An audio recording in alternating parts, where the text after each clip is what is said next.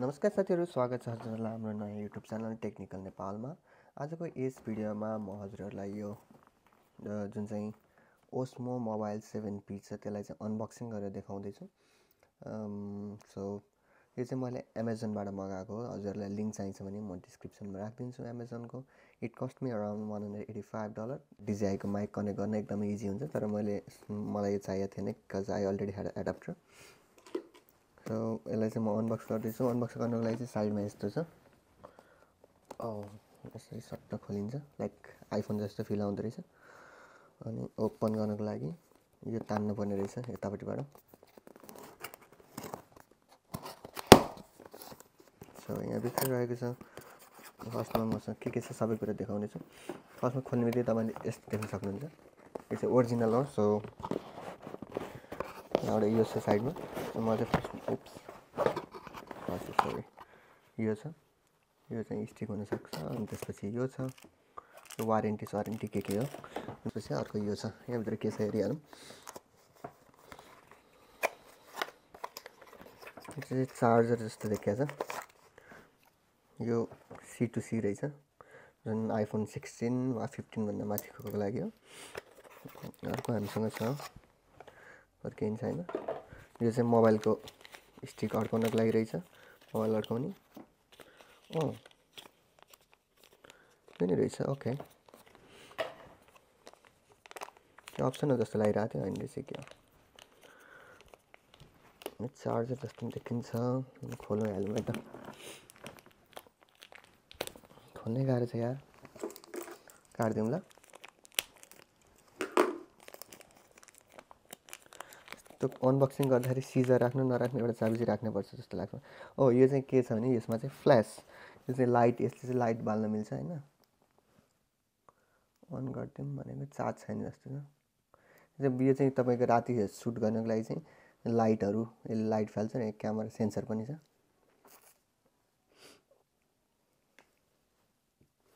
यो चाहिँ यहाँ थिच्ने बित्तिकै यहाँ अनलक र लकको छ, हेर्न सक्नुहुन्छ। मैले लक गर्दा मुभ भएको, राइट यो भयो। अनि यो नि अर्को C2C छ केबल, जस्तै कि यो छ, तर यो अर्कै सेपमा छ। अनि त्यसपछि यो मोबाइल अड्काउनको लागि छ, मोबाइल होल्डर। यो नि खोलिहाल्नु।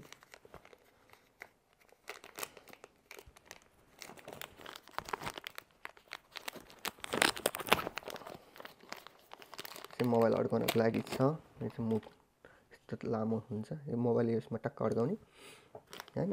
त्यसपछि म यो खोल्छु। पाउचमा आएको छ, यो चाहिँ पाउच देख्न सक्नुहुन्छ। Sorry, okay. अरू यहाँभित्र केही पनि छैन, यो रहेको छ। कसरी खोल्छु, ओके, यस्तो छ होइन। अनि यो माथि पनि सार्नु मिल्छ, यस्तो छ। अनि यहाँ अब हामीले बाँकी चाहिँ अर्को भिडियोमा देखाउँछौँ। यो यस्तो मुभ गर्ने।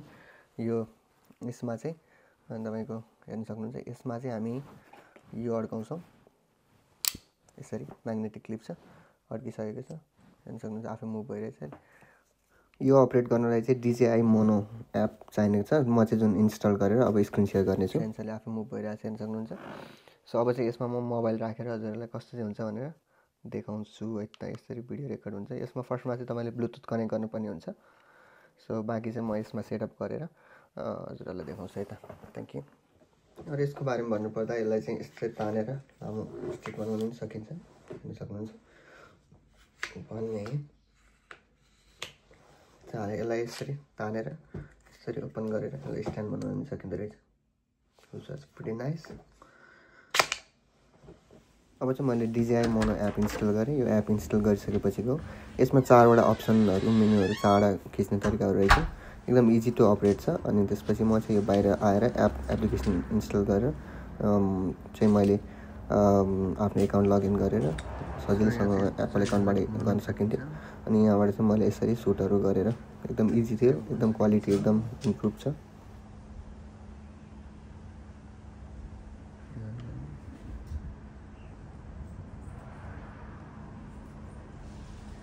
यसरी साइड बाई साइड लान सकिन्छ।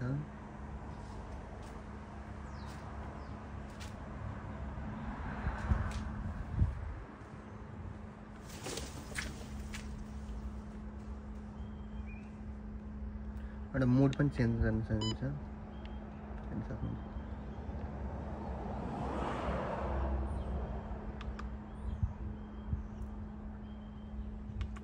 अरू पनि छन्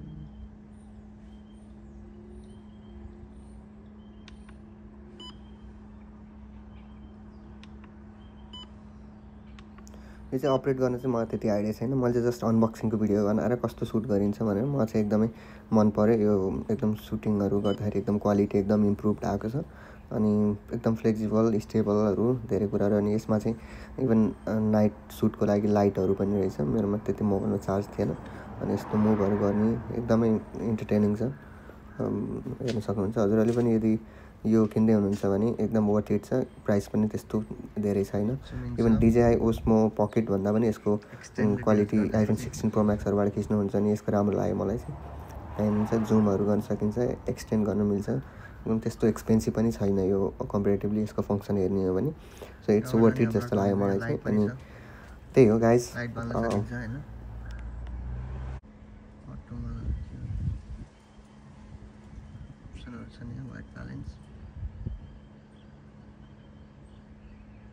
एक्टिभ ट्र्याकिङहरू छन् यसमा अप्सनहरू टाइम ल्याप्स छन् paper laughs video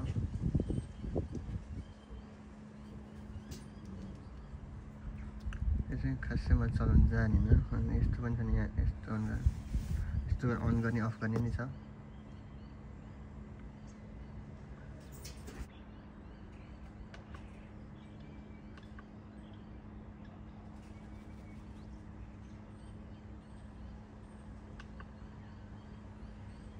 Unable to switch gimbal modes and current shooting mode प्यानोमा रहेछ नि त भिडियोमा छ भने अब मोड चेन्ज गर्न सकिन्छ image jiggler may occur in spotlight mode due to भनेको छ हैन